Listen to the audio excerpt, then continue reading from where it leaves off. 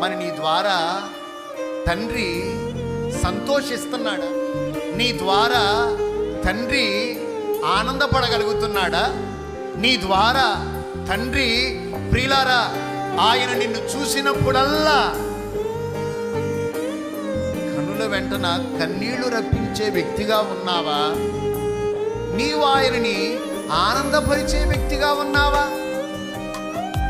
ఒక్కసారి ఆలోచించు. కుమారుడవైతే స్వతంత్రుడివే, కుమారుడవైతే వారసుడివే, కుమారుడవైతే ఆయన వన్నీ నీవే, కుమారుడవైతే అబ్బా తండ్రి నాయన అని దేవుని సన్నిధిలో దేవుని పాదాలు పట్టుకునే ఆధిక్యతను నీవు పొందుకున్న వ్యక్తి అవుతావు. ఇప్పుడు మనము అన్యులుగా బ్రతకక, ఇప్పుడు మనం ఇక ఆయన సన్నిధిలో ఎలా బ్రతకాలంటే స్వతంత్రులుగా బ్రతుకుదుముగాక.